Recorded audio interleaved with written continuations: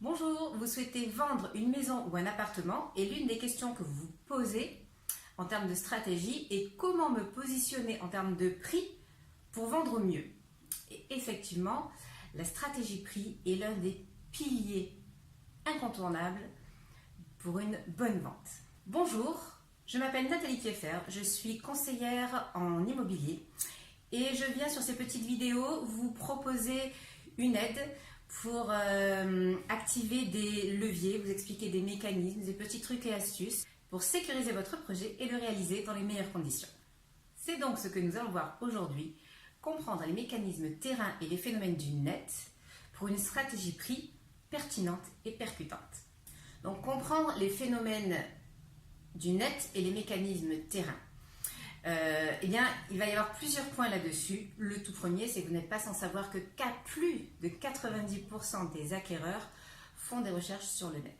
Ils vont farfouiller des photos, les annonces sur divers sites simultanément et ils sont très au fait de ce qui est proposé sur le secteur recherché. Alors, ça a un avantage pour vous vendeurs, c'est que votre bien à vendre est facilement accessible pour l'acquéreur. Le côté plus perfectible, c'est que le net va très vite et dans ce domaine aussi. Et en réalité, si à partir de 4-5 mois de parution de votre bien à vendre sur Internet, il va paraître au vendeur comme un vieux truc que personne ne veut. Et là, ça va devenir négatif pour l'image de votre bien parce que les acquéreurs vont se dire deux choses, soit personne n'en veut, ça fait 5 mois qu'il est en vente, donc il doit y avoir un loup quelque part, j'ai pas envie de me faire avoir, je vais même pas aller le visiter. Ou, deuxième possibilité, se dit personne n'en veut, je vais même pas été le visiter, mais je sais déjà que je peux négocier à fond. Donc il vous appelle pour visiter, mais dans sa tête, il a déjà négocié bien bas le prix et il n'a pas encore vu votre appartement ou votre maison. Dans les deux cas, vous l'aurez compris, ce sera vous le perdant si votre bien reste trop longtemps en place sur Internet sans être vendu. C'est la raison pour laquelle souvent les professionnels vous conseillent de vous mettre au prix du marché, même en étant un petit peu ambitieux, mais en restant sur le prix du marché, parce qu'il y a un effet d'usure relativement rapide sur Internet vis-à-vis des acquéreurs. Le deuxième phénomène, il y a l'effet nouveauté. C'est-à-dire que, comme je vous le disais, les acquéreurs sont beaucoup sur Internet. Et dès qu'il y a un nouveau bien qui apparaît, c'est l'effet nouveauté. C'est là que vous allez avoir un maximum de contacts. Et cet effet nouveauté, il va durer 3-4 semaines. Donc, ce n'est pas excessivement long non plus.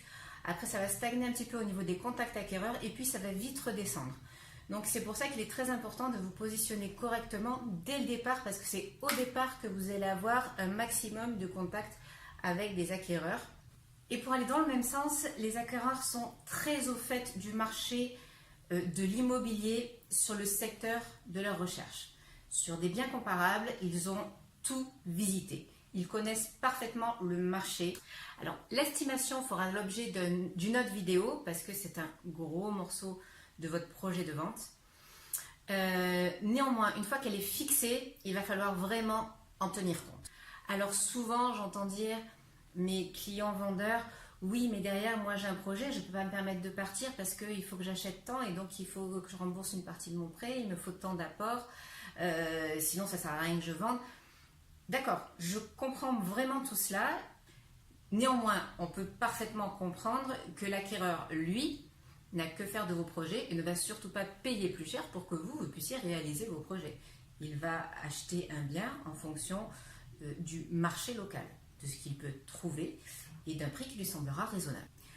Souvent également, le vendeur me dit « on n'est pas pressé, on a le temps, on préfère placer la barre haute, de toute façon il y a toujours des négociations, donc ça va redescendre forcément, donc je préfère le placer un petit peu haut, de toute façon j'ai le temps ». Oui, effectivement, si vous n'avez pas de date butoir, vous pouvez prendre peut-être un peu plus de temps sur votre projet. Néanmoins, quoi qu'il arrive, que vous ayez le temps ou pas, il y aura cet effet d'usure sur Internet et plus longtemps il va rester sur le net en produit à vendre et moins vous le vendrez en termes de valeur. Le deuxième élément important pour cette notion de temps et de prix valorisé pour le vendeur, c'est que l'acquéreur, lui, quand il va faire ses recherches sur Internet, il va y avoir 3 critères principaux, soit le nombre de pièces ou la superficie du bien qu'il recherche, le secteur et une fourchette de prix. Si vous placez votre prix de vente au-dessus de cette fourchette de prix qu'il connaît, puisqu'il connaît son marché, je vous le répète, eh bien, là, votre bien ne va même pas apparaître dans la sélection. Il va être invisible pour l'acquéreur. Parce que les caractéristiques de votre bien ne se croisent pas du tout avec le prix que vous avez affiché. Et donc, il ne sera même pas visible. Il n'est même pas question de dire « je le mets quand même, si ça lui plaît, il viendra voir et puis au pire, on négociera ». Non, il ne le verra pas, ça n'apparaîtra pas sur ses recherches, sur ses pages de résultats.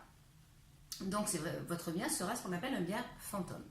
Donc, en fonction de tous ces éléments, de ces mécanismes, de ces phénomènes, eh bien, vous avez bien compris qu'il est important de se placer au prix du marché immédiatement.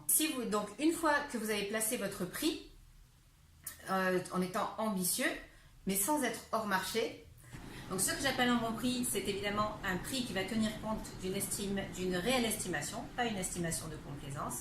Les estimations se font sur une fourchette.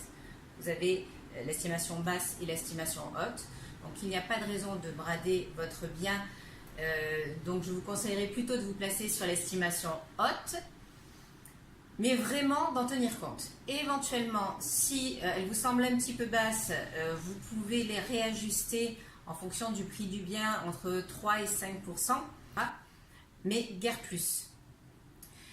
Une fois que votre prix est fixé, ce qui est très important, c'est surveiller le retour de votre annonce. Comme on l'a vu, les premiers contacts les plus nombreux vont arriver les premiers jours, même sur les 15 premiers jours, voire 3 semaines. Donc si dans les 15 jours, vous avez peu ou pas d'appels, il faut vous poser des questions, revoir un petit peu les différents facteurs, là où vous avez pu vous tromper et réajuster le niveau prestation-prix, parce que c'est très souvent ça qui pêche. Sauf si vous avez eu une mauvaise communication avec des photos qui ne passent pas du tout et un texte qui n'est pas adéquat. Mais le plus souvent, c'est dû à des prestations-prix qui ne sont pas sur le prix du marché. Voilà, j'espère que ces petites astuces, ces petits phénomènes ont pu vous éclairer de manière à avoir une stratégie prix adéquate, percutante et pertinente et valoriser votre bien au mieux. Je vous souhaite une très bonne vente et vous dis à très vite. Au revoir.